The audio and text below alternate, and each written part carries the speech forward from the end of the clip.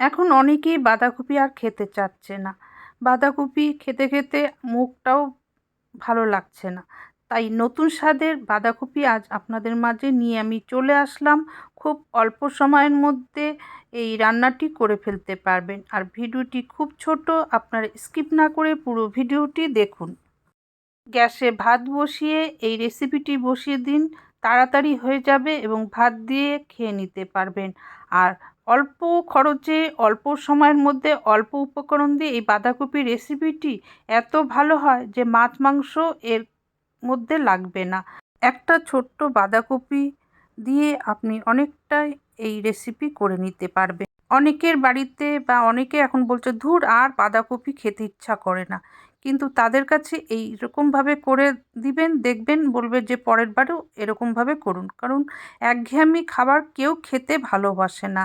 তাই নতুন স্বাদ আনতে নতুন নতুন রান্না তো আমাদের করতেই হবে।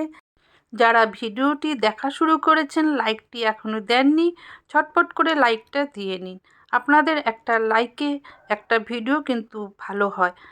নমস্কার বন্ধুরা, আজকের আমার এই বাঁধাকপি রেসিপিতে সকল বন্ধুদের জানাই স্বাগতম।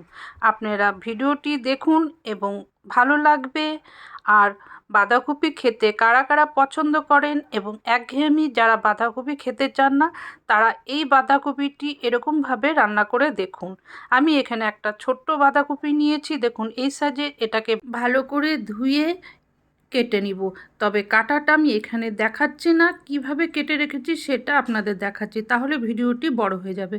এরকম বড় বড় সাইজের কেটে রেখেছি।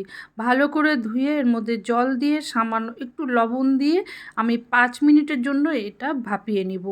5 মিনিট পর আমি ঢাকনাটা উঠিয়ে একটু ভালো করে নাড়াচাড়া করে নিলাম এবং জলগুলো ফেলে ভালো করে শুকিয়ে নিব।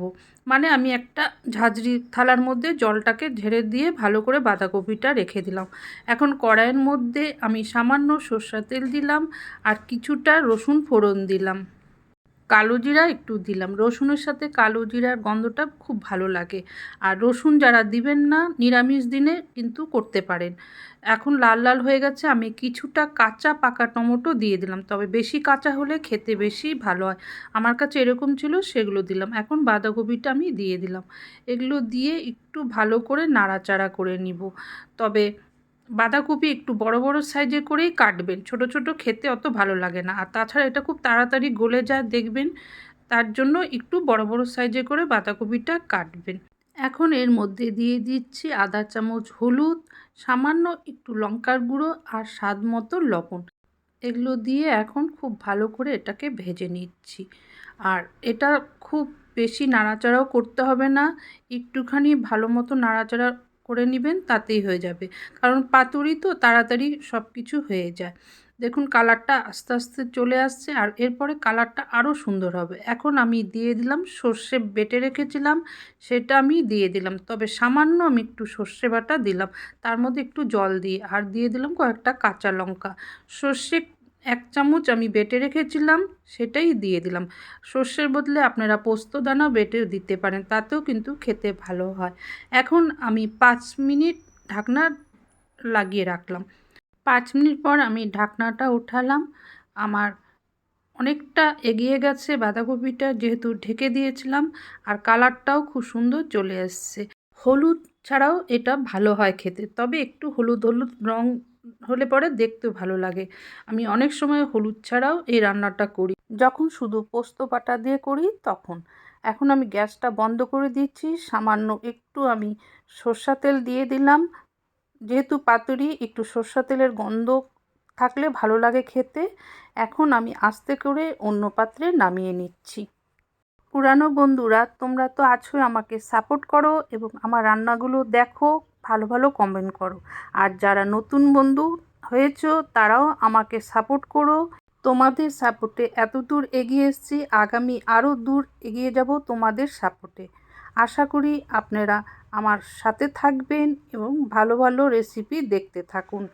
যারা ইউটিউব চ্যানেল থেকে আমার এই ভিডিওটি দেখে খুব ভালো লেগেছে, আগামীতে আরও ভালো কিছু রান্না দেখতে চান, তাহলে চ্যানেলটি সাবস্ক্রাইব করে বেল বটন অন করে দেবেন।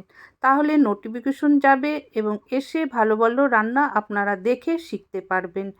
আর শেয়ার করে দিবেন পরিবার, বন্ধু বান্ধবের মাঝে, তারাও দেখে শিখতে পারবে। লাইক তো নিশ্চয়ই দিয়েছেন, আর মিষ্টি কমেন্ট করতে কিন্তু ভুলবেন না।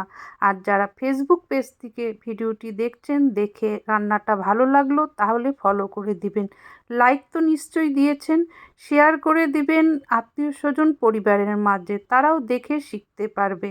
বাঁধাকপির পাতুরিটি আজকে কেমন লাগলো কমেন্ট করতে কিন্তু ভুলবেন না। তাহলে আজকে আমি বিদায় নিচ্ছি। আপনাদের জানাই আপনারা ভালো থাকুন, সুস্থ থাকুন এবং বাড়ির সবাইকে ভালো রাখুন।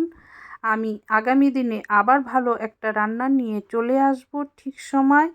তাহলে বন্ধুরা, আপনারা এতক্ষণ যারা ভিডিও দেখলেন ধৈর্য ধরে এবং শিখলেন, তাদের আমি জানাই ধন্যবাদ।